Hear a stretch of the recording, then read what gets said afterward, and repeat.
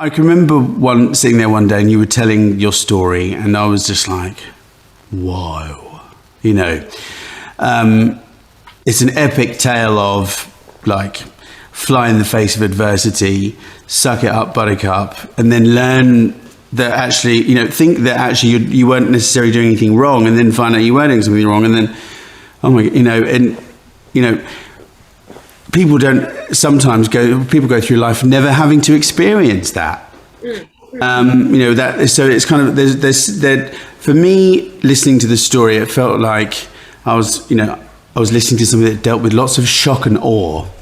And then, so overcoming and becoming, in the truest sense of the words, have become one of my favorite people that's here in front of me now.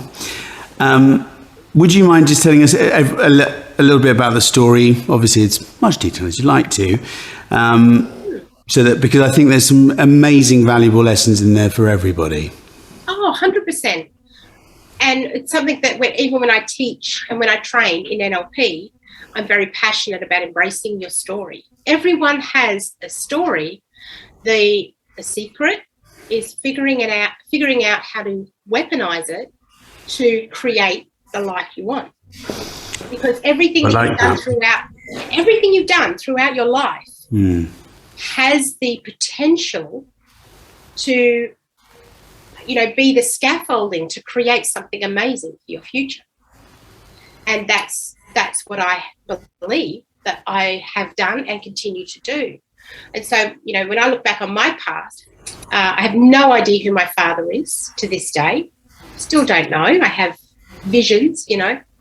And the father that was chosen for me ended up being, you know, quite a unwell person himself. And so from a very young age, I grew up in an environment where I was the sexual partner of my stepfather and the punching bag for my mother, who was also mentally unwell. And so I was caught in this sort of weird paradigm of who am I? What am I here for?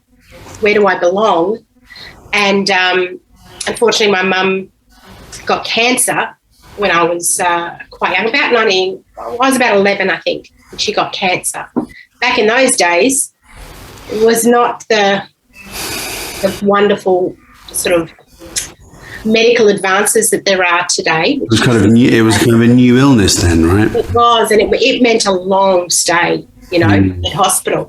And so myself and my little brother, who we had at the time, who was only not even 2, we were put into foster care. And, you know, I think I went through this stage where I thought, yes, this is going to be awesome. I was quite excited about it. And then only to find that my brother, being so young, he was adored.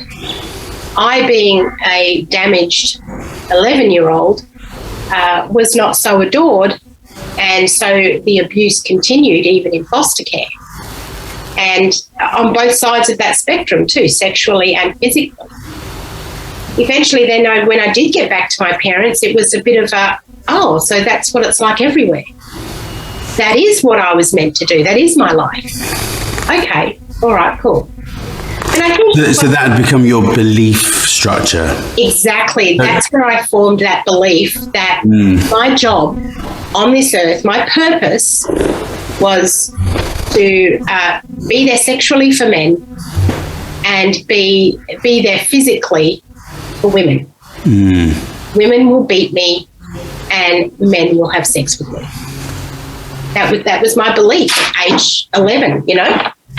So eventually, though, I did, by the age of 13, you know, I always believe, Adam, that there was a part of me that, even though I believed that, I was determined to test the theory. Are you sure that's what I'm here for?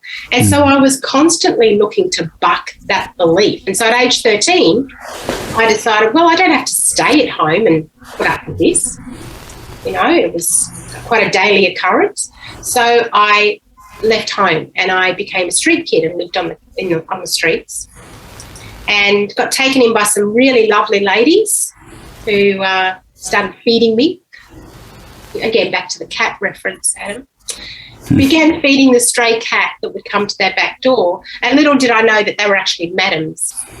So therein began my entry into prostitution. And it was at that point again where I sort of thought, okay, well, I thought I'd test the theory. And here I am 13 and I'm still getting used for sex. Well, there's a pattern here. And it was very lucrative for the ladies that looked after me because I was 13, I was very in demand. I was a beautiful young thing. You still are, So, thank you so much. Yeah, so they made a lot of money.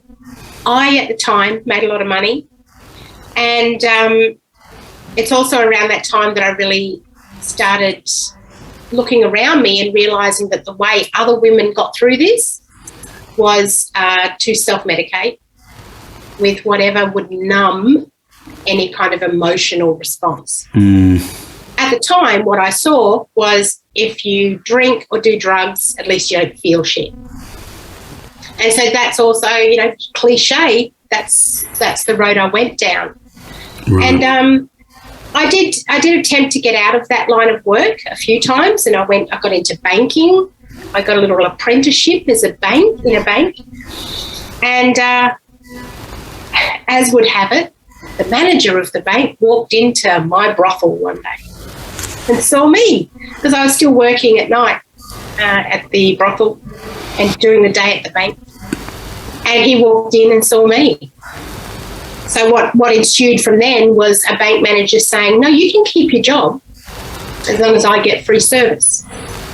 No one has to know a thing.